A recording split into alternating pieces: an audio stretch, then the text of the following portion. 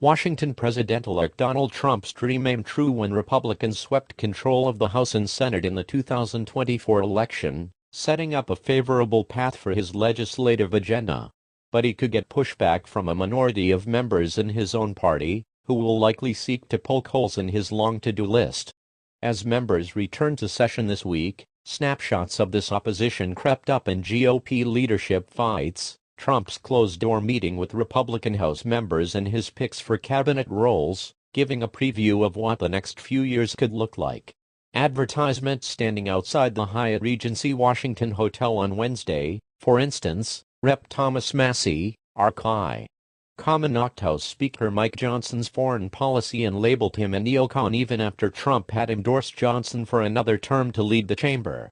And Trump's selection of now former Rep. Matt Gaetz, R. as Attorney General prompted immediate backlash and doubt from some Republican senators including Sens.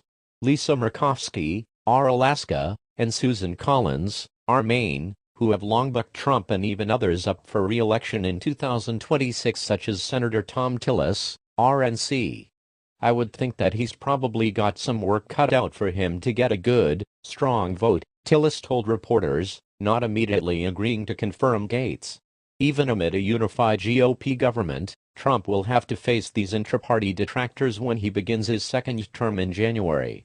The moderates and ultra-conservatives, vulnerable House Republicans who won in tight races this year, including Reps. Don Bacon of Nebraska, Michael Lawler of New York, and David Valadao of California, were critical to the party retaining control of the House. Advertisement: those lawmakers will likely take a more moderate policy approach against Trump's more partisan agenda as they eye the 2026 midterms when all House seats are up for re-election and the party in power historically has faced defeat. Bacon previously drew Trump's ire after voting in support of President Joe Biden's $1.2 trillion infrastructure bill in 2021. He criticized Trump for the January 6, 2021, Capitol attack, and voted in support of an independent commission to investigate the riot which Trump objected to. No good comment, Bacon told reporters when asked about Trump's selection of Gaetz, who was the subject of a House Ethics Committee investigation for sexual misconduct. Lawler told USA Today he would be more than willing and able to speak out and do what I think is in the best interest of my own district, my constituents. Advertisement: when I agree with the president, I'll say it. If I disagree on something, I will say that, too, he said in a telephone interview. Lawler knocked his own party last year for derailing a funding plan to avoid a government shutdown, calling for bipartisanship. He said one of his priorities in January will be lifting the cap on state and local tax deductions, which Trump had previously signed into law in 2017 but also vowed to lift. In order to get a tax bill passed through, especially through reconciliation, folks are going to need my vote, Lawler said. Trump could also expect opposition from more hardline members, including Rep. Chip Roy, R. Texas. Roy campaigned for Florida governor. Ron DeSantis during the 2024 presidential primaries and bashed Trump for failing to secure the border in his first term. Advertisement: when I agree with the president, which is 9 times out of 10, I'll be his biggest advocate and biggest offender, Roy said, applauding Trump's pick of Tom Homan as border czar. Pressed on what 10% he would disagree with Trump on, Roy said yes, not going to predetermine any issue area where the two would butt heads, but said he's got a pretty good history of standing up for the Constitution and his policy interests. He was one of the few conservative firebrands who voted to certify the 2020 election. The anti-Trump GOP force in the Senate will also be a fertile ground for conflict, particularly as some lawmakers take on new roles. Advertisement: Collins, who voted to convict Trump in his 2021 impeachment trial in the Senate and refused to endorse his presidential bids, could potentially head the Senate Appropriations Committee and could slow or stop many of the funding demands that Trump has.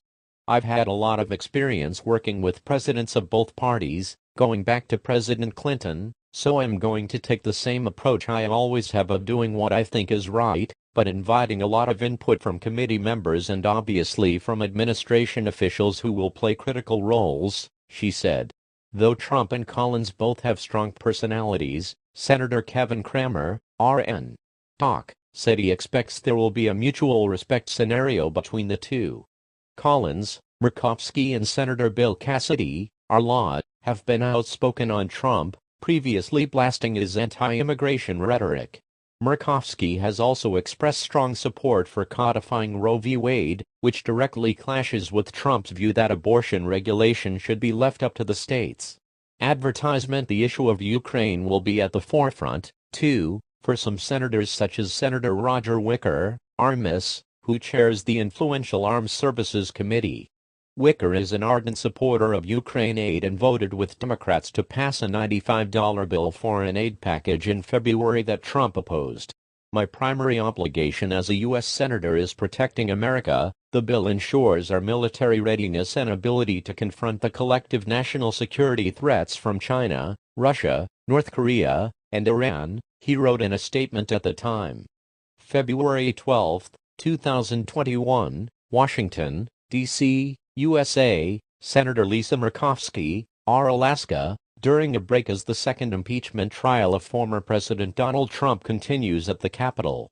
Trump faces a single article of impeachment charging him with high crimes and misdemeanors a year for inciting a mob that stormed the Capitol on January 6, 2021.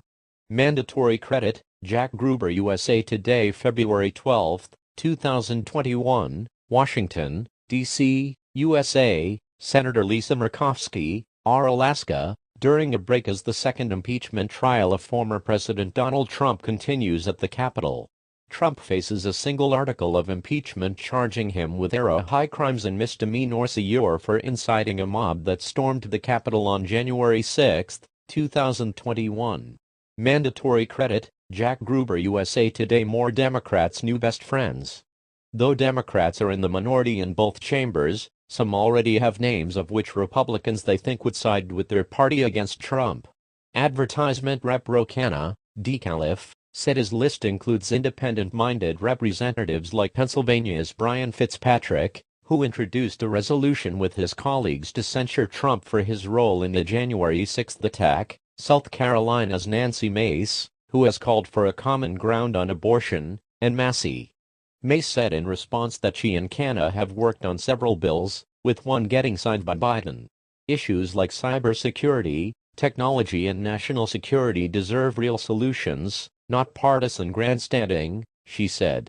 "We'll work with anyone who's willing to work with us." Fitzpatrick, who was rated the most bipartisan member for 5 years by the Lugar Center in Georgetown University, also noted his core principle is to reach across the aisle to deliver results.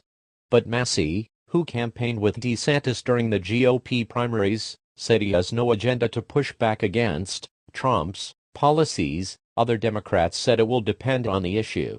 Advertisement: I think there are certain Republicans that may be able to work with us on certain climate or environmental issues, said Rep. Alexandria Ocasio-Cortez, DNY, not naming any specific lawmaker. 18 House Republicans, including Volodell and Lawler, signed on to a letter in August urging Johnson not to repeal the Democrats' Inflation Reduction Act, Biden's biggest legislative push on climate. They cited the energy tax credits in the act, which they noted was beneficial for energy development in their districts. But Rep. John Larson, D-Con, is less hopeful of Republican support on any issue. "I think that Trump is going to weigh in extra strong, and especially in this first year, he's going to lean very heavily on all of them," he said.